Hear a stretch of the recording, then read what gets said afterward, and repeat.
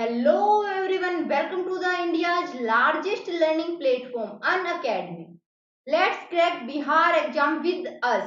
Let's crack Bihar exam with me, with Ritu. अगर आप लोग बिहार की किसी भी एग्जाम की तैयारी कर रहे हैं, किसी भी एग्जाम की प्रिपरेशन कर रहे हैं, तो जुड़िए अनअकैडमी के साथ, क्योंकि अनअकैडमी आपको प्रोवाइड करेगा टॉप एजुकेटर, टॉप फैकल्टी, जो आपके एग्जाम को सफल बनाने में आपकी मदद करेंगे। सबसे पहले आप लोग मेरे बारे में जान लें। मेरा नाम है रितु। मैंने एमएससी मैथ से किया है। मेरा टीचिंग एक्सपीरियंस 2 साल से ज्यादा का है। 50,000 से भी ज्यादा बच्चों को मैंने मेंटर किया है और मैं 2 बारी यूपीएससी मेंस में अपीयर हुई। अब जानते हैं कि अनअकैडमी सब्सक्रिप्शन जब हम लेते हैं तो उसके बदले अनअकैडमी हमें क्या प्रोवाइड करता है। अनअकैडमी हमें देता है डेली लाइव क्लासेस जिसमें हम अपने डाउट पूछ सकते हैं, अपने आंसर पोल कर सकते हैं ऑफलाइन के जैसे। लाइव टेस्ट मिलते हैं, क्विज मिलती है, जिससे हम ये पता लगा सकते हैं हमने अभी तक क्या सीखा, क्या अचीव किया, कहाँ पहुंच गए हम।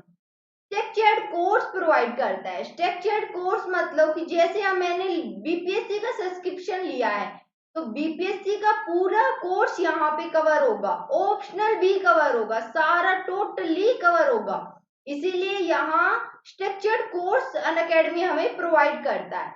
अनलिमिटेड एक्सेस प्रदान करता है। मतलब ऑफलाइन में क्या होता है, अगर हमें कोई इंपॉर्टेंट काम आ गया, उस दिन हमने छुट्टी कर ली, तो हम वो क्लास मिस कर देते हैं, हम नहीं देख पाते हैं, हम नहीं समझ पाते हैं। लेकिन अनअकैडमी हमें ये सब झंझट से मुक्त करता है। अनअकैडमी हमें देता है, अगर हमने लाइव क्लास अटेंड नहीं की तो हमें रिकॉर्डेड क्लास मिलेगी, जिसको हम जितनी बार चाहे, जितनी बार हमें समझ नहीं आए, उतनी बारी हम देख सकते हैं। तो अब देखते हैं हम अनअकैडमी जो सब्सक्रिप्शन है वो कैसे है। लाइव क्लास देखते हैं। लाइव क्लास में ये टॉप जो एजुकेटर है बीपीएससी के लिए, उनको आप यहाँ पे देख सकते हैं, जिससे आपका मन करे आप उससे पढ़ सकते हैं, जिससे आपको समझ आए। यहाँ पे अगर हम कोर्स की बात करते हैं, ऑप्शनल सब्जेक्ट की बात करते हैं, तो ऑप्शनल सब्जेक्ट भी ऐसा नहीं है कि हमें सिर्फ 2 टीचर मिल गए या 5 टीचर मिल गए। कोई भी हमारे जितना भी बीपीएससी का कोर्स है, सिलेबस है, उसमें उसको सभी अलग अलग टीचर्स पढ़ाएंगे। और ये नहीं कि सिर्फ 5 टीचर पढ़ाएंगे, 5 टीचर्स की टीम हो गई वही पढ़ाएंगे। हमें जिसका भी समझ आता है हम उसी से पढ़ सकते हैं। यहाँ हमें 100+ एजुकेटर मिलते हैं, वो भी टॉप एजुकेटर, जिनसे हम स्टडी कर सकते हैं। अब हम एक बारी देख लेते हैं इसकी फीस सब्सक्रिप्शन के बारे में। फीस सब्सक्रिप्शन के बारे में देखते हैं कि सब्सक्रिप्शन लेने के बाद हमें फीस कैसे पे करनी पड़ेगी। हम अगर आप लोग मेरा कोड, मेरा प्रोमो कोड, मेरा जादुई कोड बोल सकते हो, इसको जादुई कोड यूज करोगे तो आपको 10% का ऑफ मिलेगा, 10% का डिस्काउंट मिलेगा। अगर आप लोग 12 महीने का कोर्स ले रहे हो तो 525 रुपए आपको पर मंथ देने पड़ेंगे और पूरा टोटल फी देनी पड़ेगी 6,300 रुपए। अगर आप मेरा डिस्काउंट, मेरा प्रोमो कोड यूज करते हो तो 10% आपको डिस्काउंट मिल जाएगा। जिसने ग्रेजुएशन कर ली है वो अभी 12 महीने का कोर्स ले ले, उसके लिए काफी बेटर होगा। जो अभी ग्रेजुएशन कर रहा है उसके लिए 24 मंथ का बहुत ज्यादा बेनिफिट होगा, वो ये वाला कोर्स ले ले और मेरा प्रोमो कोड यूज करे REETU, तो उससे हमें मिलेगा 315 रुपए पर मंथ और टोटल फी हमें देनी पड़ेगी 7,560 रुपए। तो ये हम देख सकते हैं कि जो अनअकैडमी की फीस है वो भी ऑफलाइन की बजाय कितनी ज्यादा कम है। इसीलिए अनअकैडमी हमें सबसे बेटर है, सबसे अच्छी रहेगी। आप लोग तैयारी कर सकते हो अपने घर बैठ के। और याद रहे कि मेरा जो कोड है आपको वही यूज करना है। चलिए, ये हो गया अनअकैडमी सब्सक्रिप्शन के बारे में। अब हम लोग देख लेते हैं हमारा जो आज का टॉपिक है, हमने लिया है करंट अफेयर का। आप सभी को पता होगा जो करंट अफेयर है इसका वेटेज, चाहे वनडे एग्जाम लगा लो, पीसीएस लगा लो, चाहे यूपीएससी लगा लो, सब में 20 से 30%, 20 to 30% वेटेज किसका होता है, करंट अफेयर का होता है। तो करंट अफेयर पढ़ना हमारे लिए काफी इम्पोर्टेंट होता है। हम हमारा टॉपिक स्टार्ट करते हैं। हमने लिया है प्रीलिम बूस्टर न्यूज डिस्कशन, जिसमें फर्स्ट टॉपिक हमने लिया है अटल पेंशन योजना। सभी को पता है अटल पेंशन योजना 2015 में स्टार्ट की गई थी, लेकिन अब बात आती है कि ये न्यूज में क्यों है, ये चर्चा में क्यों है। अभी चल रहा है 2020 चल रहा है, अभी इसको कितने साल हो गए, इसको हो गए 5 साल हो गए। तो 5 साल में गवर्नमेंट क्या करती है, जो भी योजना स्टार्ट करती है उसका एनालिसिस करती है कि उस योजना ने 5 साल में क्या अचीव किया। इसीलिए ये योजना अभी चर्चा में है कि क्या उपलब्धि इसने हासिल की है, ये अच्छी है या बुरी है, क्या इसके नेगेटिव इम्पैक्ट है, क्या पॉजिटिव इम्पैक्ट है, ये सब देखेंगे हम इस लेक्चर में। Toda embroidery of the Nilgiri. Toda Toda क्या है, एम्ब्रॉयडरी क्या है, नीलगिरी कहाँ है, ये सब हम जानेंगे इस क्लास में। टोडा एक जनजाति है, ट्राइब है। एम्ब्रॉयडरी बोला जाता है कढ़ाई को, कढ़ाई करना। जो महिलाएं होती है गांव में या कहीं भी, जो फूल पत्तियां बनाती हैं चादर पे, किसी भी कपड़े पे फूल पत्तियां कढ़ाई नहीं बनाती हैं, उसको बोला जाता है एम्ब्रॉयडरी। तो ये कौन कर रही है, ये नीलगिरी पर रहने वाली टोडा ट्राइब कर रही है, जो हाल ही में चर्चा है। अभी सभी को पता होगा क्या चल रहा है, कोविड-19 का दौर चल रहा है। कोविड-19 का दौर चल रहा है, जिसमें हमें मास्क पहनना अनिवार्य किया गया है। ये मास्क कौन बना रही है, टोडा ट्राइब बना रही है, जो हाल फिलहाल में चर्चा में। इसके बारे में नेक्स्ट पॉइंट आता है मिशन सागर। मिशन सागर कब शुरू किया गया, क्यों शुरू किया गया, ये हम देखेंगे। मिशन सागर जो शुरू किया गया है, जो हिंद महासागर है उसमें जो द्वीपीय देश है, यहाँ पे नीचे जो हिंद महासागर है उसमें जो द्वीपीय देश हैं उनको सहायता पहुंचाने के लिए मिशन सागर स्टार्ट किया गया। इसको डिटेल में डिस्कस करेंगे। नेक्स्ट पॉइंट है 45 स्टेटहुड डे ऑफ सिक्किम। 45वां स्थापना दिवस सिक्किम का। तो 45वां स्थापना दिवस सभी को पता होगा, अगर आपको पता है तो अच्छी बात है, नहीं पता है तो 1975 में सिक्किम का स्थापना दिवस पहली बारी मनाया गया था। अब चल रहा है 2020 से 75 तक कितने ईयर हो गए, 45। तो 45वां स्टेटहुड डे ऑफ सिक्किम मनाया गया है। नेक्स्ट पॉइंट है हमारा ताडोबा अंधारी टाइगर रिजर्व। ये कहाँ है, क्यों चर्चा में है, किस लिए चर्चा में आया, ये जानेंगे इसी क्लास में। सबसे अंतिम पॉइंट हमारा आता है केव फिश। ये केव फिश क्यों इम्पोर्टेंट है, कहाँ मिली है, क्या है, ये मछली है या कुछ और है, ये सब जानेंगे इसी क्लास में। बने रहिए मेरे साथ, जुड़े रहिए। हम पढ़ते हैं सबसे पहला टॉपिक हमारा अटल पेंशन योजना। अटल पेंशन योजना 2015 में स्टार्ट की गई थी, अभी 2020 चल रहा है। इसने अपने 5 साल कंप्लीट किए हैं। तो अब बात आती है कि ये योजना क्यों स्टार्ट की गई थी और किसके लिए स्टार्ट की गई थी, किसके लिए। तो सबसे पहले ये जानते हैं किसके लिए स्टार्ट की गई थी। ये स्टार्ट की गई थी नॉन ऑर्गेनाइज सेक्टर के लिए, नॉन ऑर्गेनाइज सेक्टर के लिए, असंगठित क्षेत्र के लिए शुरू की गई थी। अब उनके लिए क्यों शुरू की गई थी ये पॉइंट जानते हैं। मान लो मैं किसी कंपनी में जॉब कर रही हूँ, एक कंपनी में इसमें जॉब कर रही हूँ। आप सभी को पता होगा जब हम किसी कंपनी में जॉब करते हैं तो वहां पे हमारा कटता है पीएफ, प्रोविडेंट फंड कटता है, एक प्रोविडेंट फंड कटता है। लेकिन जब अगर हम वहां से रिटायर नहीं होंगे और वो प्रोविडेंट जो फंड कटता है फिर वो बाद में हमें पेंशन के रूप में दिया जाता है। लेकिन अगर हम वहां से रिटायर ही नहीं लिए तो क्या दिया जाएगा, कुछ भी नहीं दिया जाएगा। सेकंड, दूसरे फिर अगले साल मैंने क्या किया, मैंने दूसरी कंपनी ज्वाइन कर ली। दूसरी कंपनी ज्वाइन की, यहाँ भी वही शेड्यूल बना रहा, पीएफ कटने लग गया मेरा। यहाँ से भी मैंने रिटायर नहीं ली, यहाँ भी मैंने छोड़ दिया, मैं थर्ड कंपनी में चली गई। यहाँ मैंने 3-4 साल कंटिन्यू जॉब की, यहाँ भी वही शेड्यूल बना, मेरा पीएफ कटने लग गया, कटता रहा।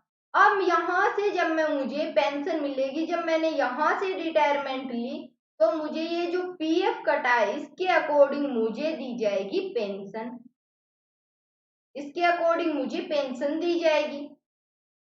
अब बात आती है, इसने जो पहले कंपनियों में काम किया, यहाँ जो पीएफ कटा उसकी क्या, उसकी जो पैसे जो कटे थे, पीएफ जो कटा था, वो क्या इसको मिल पाएगा? इसको नहीं मिल पाएगा।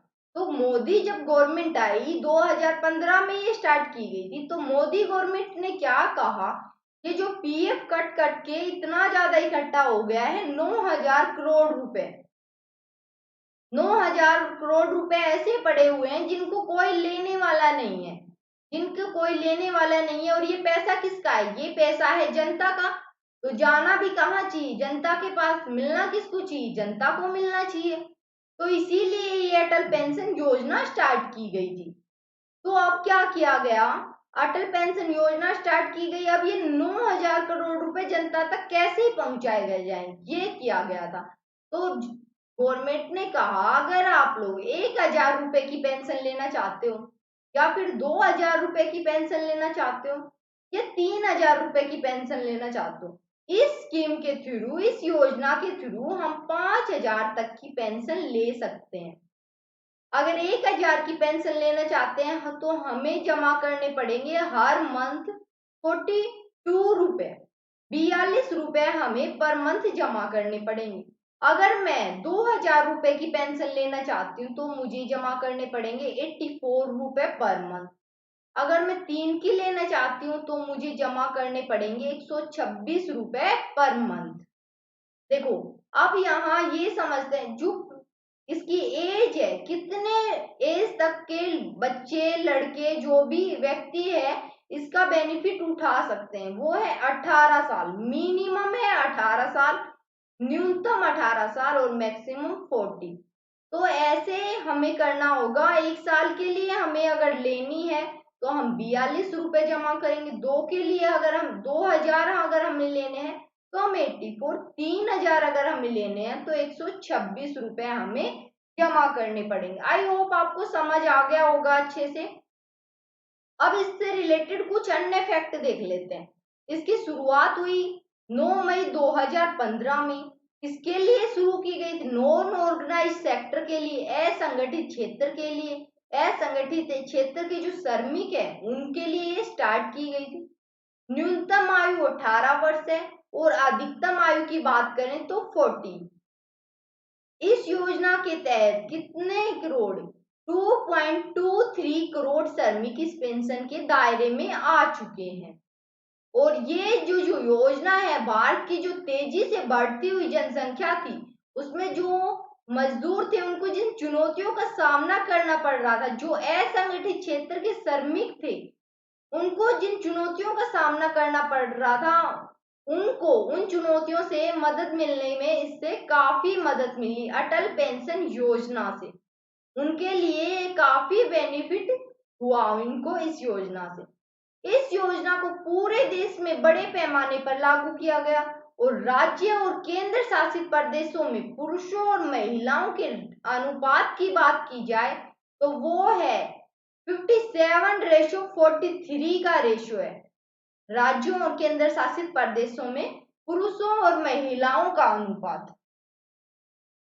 नेक्स्ट पॉइंट है राष्ट्रीय पेंशन प्रणाली, नेशनल पेंशन सिस्टम। राष्ट्रीय पेंशन प्रणाली, इसकी शुरुआत की गई कब?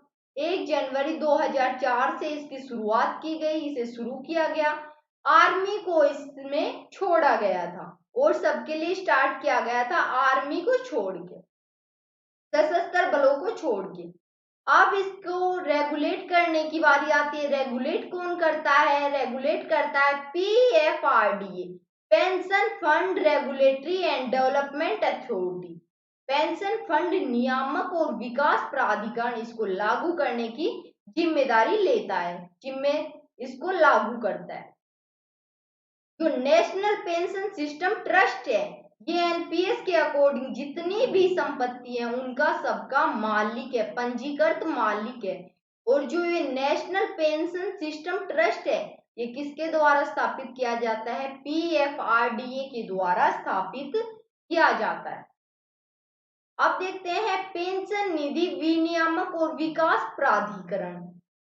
इस अधिनियम को 19 सितंबर 2013 में अधिसूचित किया गया और 1 फरवरी 2014 से लागू किया गया। एनपीएस, जिसमें जो अभिदाता है इसमें वो केंद्र सरकार हो चाहे फिर राज्य सरकार की जो निजी संस्थान हो या फिर संगठन हो या फिर असंगठित क्षेत्र है, वो एनपीएस में शामिल है। एनपीएस में शामिल कौन है? केंद्र सरकार के हो चाहे फिर राज्य सरकार को निजी संगठन है जो, और असंगठन कर्मचारी है, संगठित क्षेत्र के कर्मचारी है, वो किस में शामिल है? एनपीएस में शामिल है। लेकिन इसका नियमन कौन करता है, इसको रेगुलेट कौन करता है? पीएफआरडीए द्वारा इसको रेगुलेट किया जाता है। भारत में वृद्धावस्था आयु सुरक्षा से संबंधित योजनाओं की स्टडी के लिए भारत सरकार ने क्या स्टार्ट किया गया? OASIS, वृद्धावस्था सामाजिक और आयु सुरक्षा नामक राष्ट्रीय परियोजना को मंजूरी दी। 1999 में इस परियोजना को मंजूरी दी, वृद्धावस्था आयु सुरक्षा से संबंधित। नेक्स्ट पॉइंट है कि जो 2003 में 22 सितंबर 2003 में अंशदान पेंशन प्रणाली को अधिसूचित किया गया था, लेकिन जो नेशनल पेंशन सिस्टम है इसको 2004 में लागू किया गया। यही राष्ट्रीय पेंशन जो प्रणाली है ये पहले क्या थी? अंशदान पेंशन प्रणाली थी 2003 तक, लेकिन 2004 में जब लागू हुई तो क्या हुआ? राष्ट्रीय पेंशन प्रणाली के नाम से जानी गई। इसमें एनपीएस को जब शुरू किया गया था 2004 में, जब इसको लागू किया गया था तो आर्मी को छोड़ा गया था, आर्मी को छोड़ा गया, लेकिन 1 मई 2009 से क्या किया गया? स्वैच्छिक आधार पर देश के सभी नागरिकों को इसमें शामिल किया गया था। ये थी अटल पेंशन योजना। आई होप आपको अच्छे से समझ आई होगी। नेक्स्ट पॉइंट आता है Toda embroidery of the Nilgiri. Toda tribe कहाँ निवास करती है? नीलगिरी की पहाड़ियों पे। नीलगिरी की पहाड़ियां कहाँ हैं?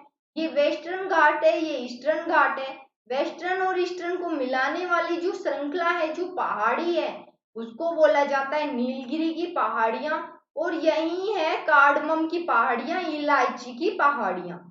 एम्ब्रॉयडरी कढ़ाई को बोला जाता है, ये जो कढ़ाई करने लग रहे हैं इसको बोला जाता है इंग्लिश में एम्ब्रॉयडरी। अभी चर्चा में क्यों है ये? क्योंकि अभी कोविड-19 का दौर चल रहा है, तो इन्होंने क्या किया है? मास्क बनाना स्टार्ट किया गया। ये यहाँ पे जो फिगर दिख रहा है, इस टाइप के कपड़े पे इन्होंने ब्लैक और रेड रंग यूज करके कढ़ाई करके मास्क बनाना स्टार्ट किया। जो वहाँ के स्थानिक लोग हैं उनको काफी पसंद आया, इसीलिए ये चर्चा में है। आपको पता होगा जो ये ट्राइब होती हैं, जो जनजाति होती हैं, इनके पास पारंपरिक ज्ञान जो होता है वो काफी होता है और ये अपनी जो आजीविका करते हैं इसी से अपनी आजीविका निर्वहन करते हैं। अब टोडा जनजाति के लिए और अन्य पॉइंट क्या है वो देखते हैं हम। टोडा जो ट्राइब है कहाँ की? दक्षिण भारत की नीलगिरी की पहाड़ियों में रहने वाली एक चरवाहा जाति है। इसकी भाषा की अगर बात की जाए, भाषा की बात करते हैं तो वो है द्रविडियन भाषा परिवार से ये संबंध रखते हैं। द्रविडियन भाषा परिवार से संबंध तो रखते हैं, लेकिन ये उनसे बिल्कुल असामान्य है, बिल्कुल डिफरेंट है। द्रविडियन भाषा आपको पता होगा हमारी काफी प्राचीन भाषा है, लेकिन ये वैसे नहीं है, ये काफी उससे डिफरेंट है। ये लोग 3 से 7 लोगों के समूह के रूप में छोटे छोटे घास फूस वाले घरों में रहते हैं। ये इस टाइप से यहाँ दिख रहा है, इनमें ये लोग रहते हैं।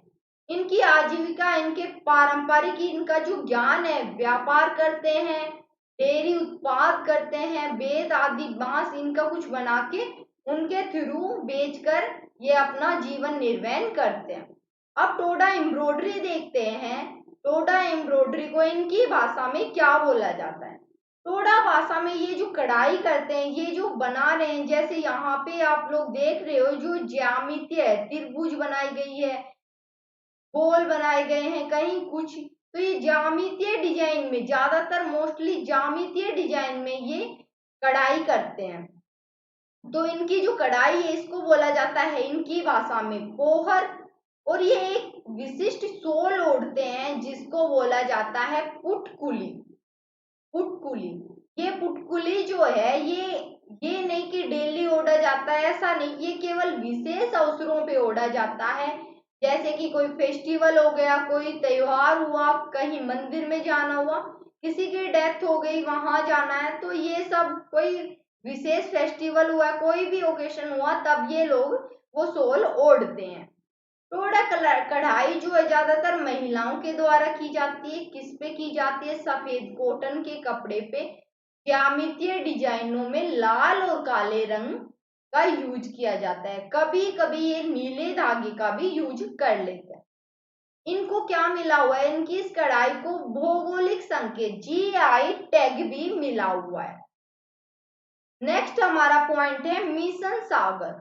मिशन सागर क्या है, क्यों, किन देशों के साथ शुरू किया गया, किन देशों को सहायता पहुंचाने के लिए स्टार्ट किया गया? ये स्टार्ट किया गया है 10 मई 2020 को स्टार्ट किया गया। आप लोगों को पता होगा जो सागर है ये उसी को मद्देनजर रखते, उसी के अनुरूप ये मिशन सागर स्टार्ट किया गया। सागर स्टार्ट किया गया था 2015 में, उसी को ये अनुरूप ये मिशन सागर स्टार्ट किया गया।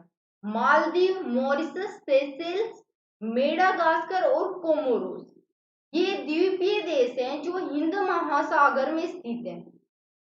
इन देशों को सहायता पहुंचाने के लिए मिशन सागर की शुरुआत की गई, मिशन सागर को प्रारंभ किया गया। यहाँ पे आप लोग देख सकते हो, ये है मालदीव, मॉरिशस, सेशेल्स, ये आप लोग देख सकते हो। यहाँ पे इन देशों को सहायता पहुंचाने के लिए स्टार्ट किया गया।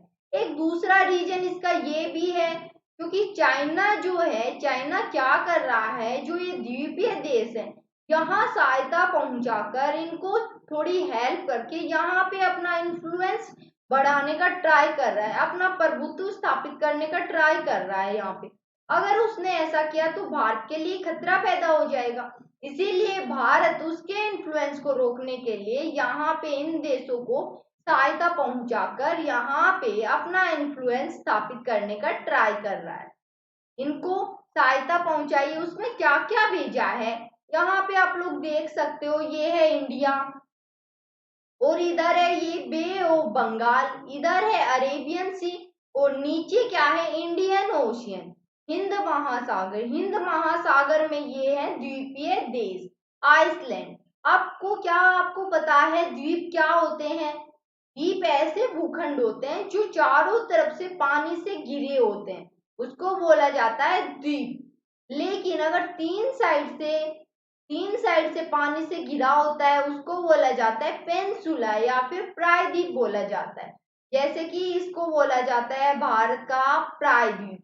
ये जो भारत का प्रायद्वीप है, दक्षिणी प्रायद्वीप, ये तीन साइड से पानी से घिरा हुआ है, बे ऑफ बंगाल, अरेबियन सी और हिंद महासागर, ये प्रायद्वीपीय हिस्सा है भारत का। तो यहाँ पे आपको समझ आया। नेक्स्ट पॉइंट है कि भारतीय जो नौसेना है इसने कौन सा जहाज यूज करके, किस जहाज के थ्रू ये सामान यहाँ इन देशों के पास भेजे हैं, तो उस जहाज का नाम है केसरी। केसरी जहाज से हिंद महासागर के देशों में खाद्य वस्तुएं और कोविड-19 से संबंधित दवाई, आपको पता होगा जो कोविड-19 है इसकी अभी वैक्सीन तो कोई बनी नहीं है, लेकिन जो संबंधित यहाँ वर्ड यूज किया गया है वो इसीलिए हाइड्रोक्लोरोक्विन जो है, जो मलेरिया में सहायक सिद्ध हुई है, वो कोविड-19 के भी असर में कुछ हद तक कामगार सिद्ध हुई है, इसीलिए वो सब दवाई और कुछ आयुर्वेदिक अन्य दवाई यहाँ भेजी है। ये किसके साथ मिलके, किसने मिलके शुरू किया गया है मिशन? रक्षा मंत्रालय और विदेश मंत्रालय ने मिलकर स्टार्ट किया है। जो सागर है, यह मिशन प्रधानमंत्री की सागर जो सागर पहल थी उसके अनुरूप था। सागर की फुल फॉर्म थी security and growth for all in the region. ये भारत के पड़ोसी जो देश हैं, जो हिंद महासागर के पड़ोसी देश हैं, उनके साथ संबंधों को मजबूत बनाने के लिए स्टार्ट की गई थी। अभी उसी को आगे बढ़ाते हुए मिशन सागर की शुरुआत की गई। तो 2019 की अगर हम बात करें तो 2019 में भारत और मालदीव ने जो पहले से एक बंद तटीय रडार निगरानी प्रणाली पड़ी हुई थी उसको पूरा करने के लिए भारत 2019 में सहमत हुआ मालदीव के साथ। 2018 में भारत और सेशल्स ने अजम्पशन आइलैंड या द्वीप में एक नौसैनिक बेस स्थापित करने की सहमति व्यक्त की, अपनी सहमति प्रस्तुत की। और 2019 में भारत और कोमोरोस ने एक सुरक्षा समझौते पर भी हस्ताक्षर किए हैं। कोमोरोस को भारत ने 20 मिलियन अमेरिकी डॉलर का ऋण भी दिया है। हाई स्पीड इंटरसेप्टर बोट्स की खरीद के लिए 20 मिलियन अमेरिकी डॉलर का ऋण दिया है भारत ने कोमोरोस को। और 2007 में भारत ने मेडागास्कर की धरती पे पहला अपना लिसनिंग पोस्ट बनाया था 2007 में। ये था मिशन सागर। अब है सिर्फ सागर जो 2015 में स्टार्ट किया गया था। ये भी क्यों स्टार्ट किया गया था?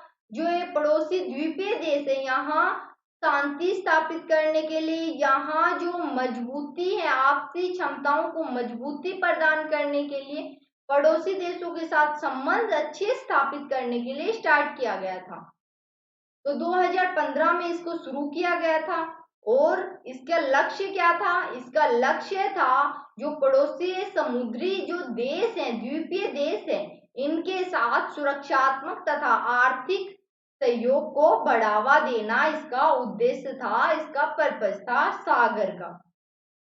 नेक्स्ट पॉइंट है हिंद महासागरीय सागर क्षेत्रीय सहयोग संघ। इसकी स्थापना कब की गई थी? इसकी स्थापना की गई थी 1997 में इसकी स्थापना की गई थी। इसमें सदस्य देशों की अगर बात करें हम तो सदस्य देश हैं 22 इसमें सदस्य देश हैं। और इसके सचिवालय की बात करें तो सचिवालय है इसका इबेन शहर, जो कहाँ है? मॉरिशस में। मॉरिशस में है इबेन शहर, वहां इसका सचिवालय।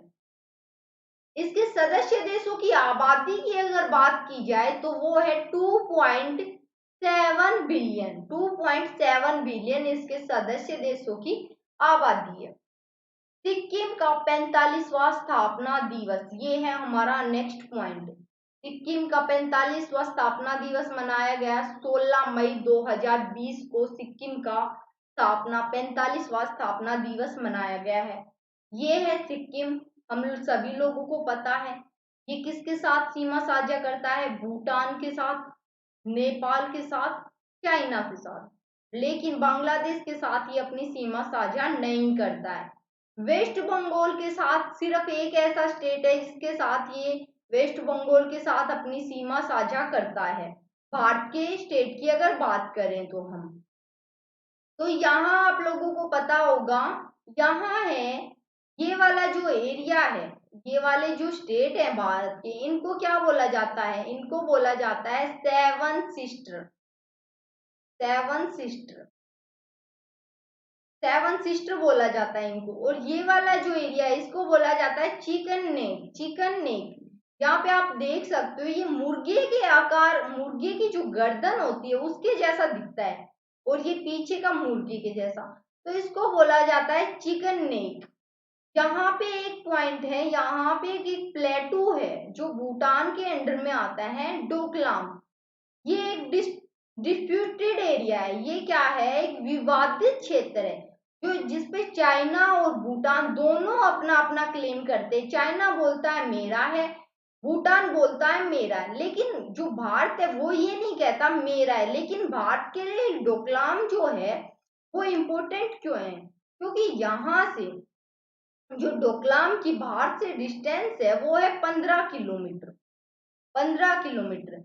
भूटान आप लोगों को सभी को पता है, भूटान एक कमजोर देश है और चाइना एक मजबूत स्ट्रोंग देश है। तो वहां पे चाइना ने क्या किया, डोकलाम प्लेटू पे अपना रोड कंस्ट्रक्शन का काम स्टार्ट कर दिया था। तो फिर जो भूटान की आर्मी ने जब उनको मना किया तो उन्होंने भूटान को वहां से खदेड़ दिया और बोला ये मेरा एरिया है, वहां पे अपना काम जारी रखा। तब भूटान ने मदद मांगी थी इंडिया की। तब इंडिया के जो हमारी इंडियन आर्मी है उन्होंने भूटान की मदद की थी।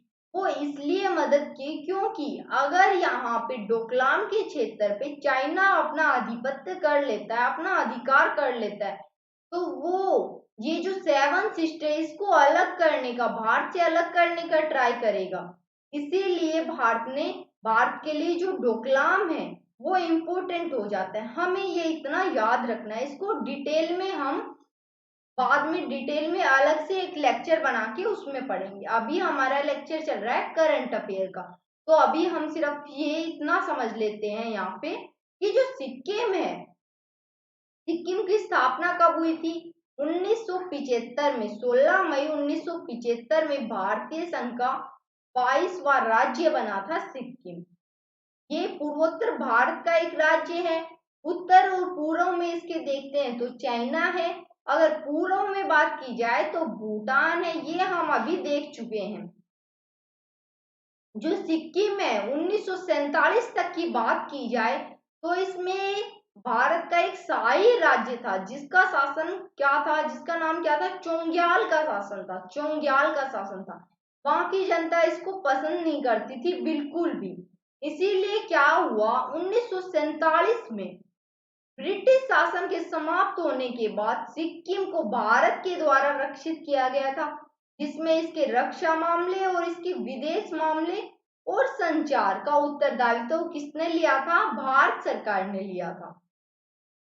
फिर क्या होता है, 1974 में क्या होता है, जो सिक्किम है इसके लोगों ने भारतीय संघ में शामिल होने की अपनी इच्छा जताई थी। ये चोंग्याल का जो शासन था उससे काफी परेशान हो चुके थे, इसलिए बोले हम भारतीय संघ में शामिल होना चाहते हैं।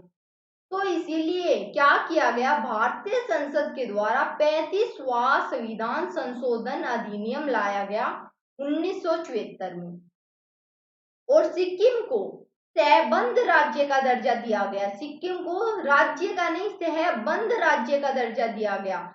इससे क्या हुआ, सिक्किम के लोग पूरी तरह संतुष्ट नहीं हो पाए और फिर 1975 में जनमत संग्रह करवाया गया, जिससे सिक्किम के लोगों ने चोंग्याल के शासन को समाप्त करने के पक्ष में अपना मत दिया। वो चोंग्याल का शासन समाप्त करना चाह रहे थे। फिर क्या किया गया, 36वां संविधान संशोधन लाया गया 1975 में। सिक्किम के लिए, सिक्किम को भारत का 22वां राज्य बनाया गया फिर 36वें संविधान संशोधन के तहत 1975 में। नेक्स्ट पॉइंट हमारा आता है ताडोबा अंधारी टाइगर रिजर्व। अब ये ताडोबा अंधारी टाइगर रिजर्व कहाँ है? ये है महाराष्ट्र के चंद्रपुर जिले में। महाराष्ट्र के चंद्रपुर जिले में है। ये चर्चा में क्यों है? क्योंकि अभी यहाँ पे 115 बाघ और 151 तेंदुओं की उपस्थिति दर्ज की गई है। आप लोगों को पता होगा जो ये डार्क ग्रीन वाला एरिया है ये कहलाता है कोर जोन। कोर जोन जिसमें हम लोगों को, मनुष्य को आने जाने की मनाही होती, यहाँ हम लोग नहीं आ जा सकते। और ये होता है बफर जोन। बफर जोन जहां पे हम लोग आ जा सकते हैं, ये है ताडोबा अंधारी टाइगर रिजर्व। इसके बारे में अब हम देखते हैं ताडोबा अंधारी टाइगर रिजर्व। इसमें जो है बाघ और तेंदुओं की जो संख्या का पता लगाया गया है, ये कैसे लगाया गया? मार्क रिकैप्चर और कैमरा ट्रैप, इन दोनों तरीकों से इनका पता लगाया गया है। कहाँ है ये? मध्य भारत में महाराष्ट्र के चंद्रपुर जिले में ये स्थित है। ताडोबा वन्य जीव अभ्यारण्य को 1955 में राष्ट्रीय उद्यान घोषित किया गया था।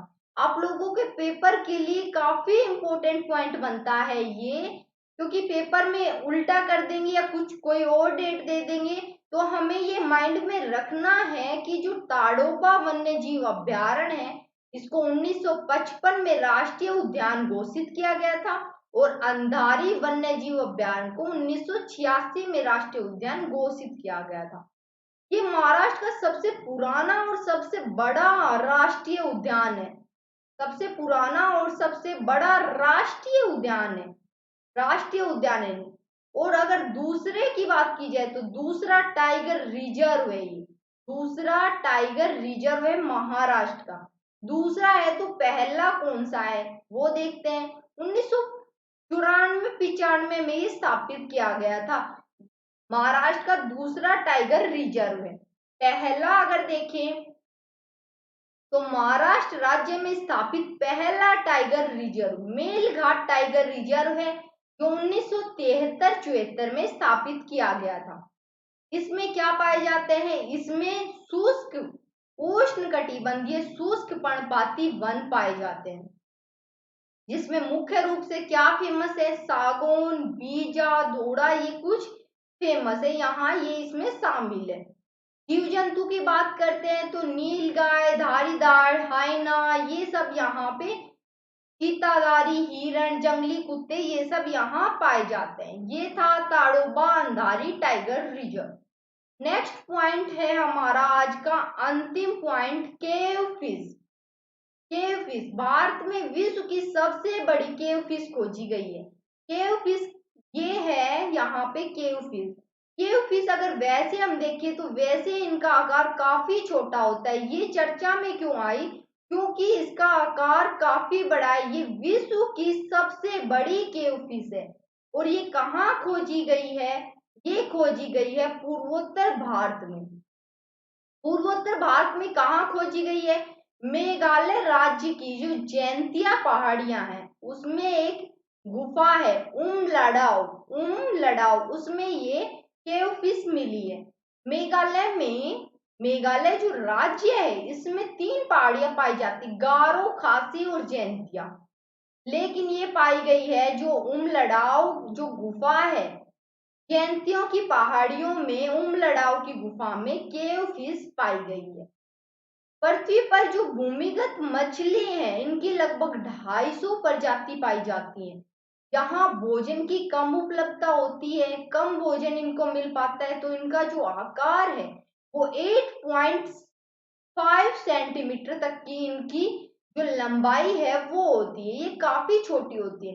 लेकिन अभी जो मिली ये इन सब से 10 गुना भारी है और 1 फुट तक इसकी लंबाई है। ये जो प्रजाति है इसकी आंखें नहीं होती है और ये कैसी दिखाई देती है, ये दिखाई देती है गोल्डन महसीर के जैसी प्रतीत होती है, उसके जैसी दिखाई देती है। अब ये गोल्डन महसीर क्या है ये हम जान लेते हैं। गोल्डन महसीर क्या है, गोल्डन महसीर को भारतीय नदियों के बाघ के रूप में जाना जाता है। अब बाघ के रूप में क्यों जाना जाता है, क्योंकि देखो यहाँ पे हम देख सकते हैं इसका फिगर, इसका कलर कैसा है, गोल्डन है, और इसका मुंह जो है वो बाघ के जैसा दिखाई देता है, इसलिए इसको बोला जाता है भारतीय नदियों के बाघ के रूप में ये जाना जाता है इनको। इसे अंतरराष्ट्रीय प्रकृति संरक्षण संघ IUCN, international union for conservation of nature, मतलब क्या, IUCN क्या होता है, यहाँ पे लिखा है प्रकृति संरक्षण, मतलब कि हमारे यहाँ पे जो भी पेड़ पौधे जीव जंतु पाए जाते हैं, हमें ऐसा लगता है कि उनके संरक्षण की जो जिम्मेदारी होती है, उनकी देखभाल की जो जिम्मेदारी होती है वो IUCN की होती है। अगर जब हमें ऐसा लगने लगता है कि ये जो प्रजाति है इस पेड़ की, इस पौधे की या इस जीव जंतु की जो प्रजाति है ये संकट में है, ये लुप्त होती प्रतीत हो रही है, इनको किसी से खतरा है, तो उसको रखा जाता है रेड सूची में, लाल सूची में। तो ये संकटग्रस्त की श्रेणी में रखा जाता है, इंडेंजर्ड की श्रेणी में इसको रखा जाता है। गोल्डन महसीर सबसे लंबे समय तक जीवित रहने वाली मीठे पानी की मछली है, जो कहाँ मिलती है, पहाड़ों और पर्वतीय क्षेत्रों में ये पाई जाती। ये थी golden mahseer. Golden mahseer. I hope आपको मेरा लेक्चर पसंद आया होगा, अच्छा लगा होगा। तो अगर आपको मेरी क्लास अच्छी लगे तो प्लीज लाइक करना, चैनल को सब्सक्राइब करना और शेयर करना। अगर आप लोग मेरा प्रोमो कोड यूज करते हैं, अगर आप लोग मेरा प्रोमो कोड यहाँ पे यूज करते हैं रितु REETU, तो आपको मिलेगा 10% का ऑफ। तो जुड़िए अनअकैडमी के साथ और अपनी स्टडी को इम्प्रूव करिए, बेहतर बनाइए और अपना एग्जाम निकालिए। चलिए आज की क्लास हम यहीं पे समाप्त करते हैं और फिर मिलते हैं हम नेक्स्ट क्लास में। आज का सेशन यहीं पे समाप्त होता है। थैंक यू, धन्यवाद।